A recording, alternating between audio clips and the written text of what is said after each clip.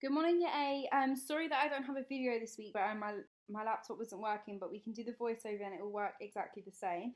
Really well done for your work last week. Your questions were really, really good to clear up any misconceptions, so please keep doing that. As you're going through the lesson, if there's anything you don't understand, just message, even if it's something really small. So today what we are going to do is we are going to move on and we're going to learn about what the triangular slave trade was. So it's still the same topic, so the unit of the transatlantic slave trade. Now, the transatlantic obviously is the Atlantic Ocean, so it's a trade system that worked by movement across the seas and between different countries.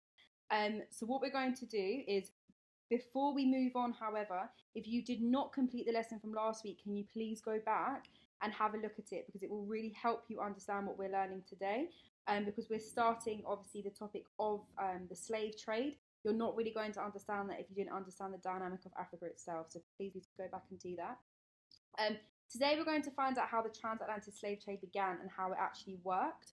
And what we're going to learn about is this system here of the movement of people from Africa to the Americas, um, produce such as sugar, tobacco, and cotton from that was produced by the slaves in Americas to Britain. That was then manufactured and sent around Britain and Europe, and then other things were sent to Africa in payment for these things, such as rum, guns, and textiles. They were all sent to Africa.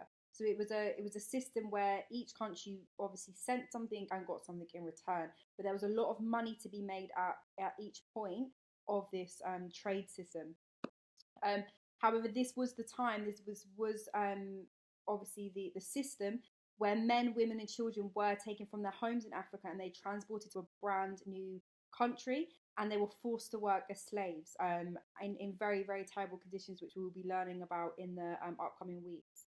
And what I really want you to think about today is this idea of money and how money actually did stimulate this trade system, and the idea of how important is money in certain things. So please have that at the forefront of your mind today. What we're going to do first, however, is we're going to recap over what we've done last week. So as I said, before you do that, go back from last week. If you did do the lesson last week, then you can complete the questions that are just underneath. So I'll give you a moment to do that, and then please watch the next video. Thank you.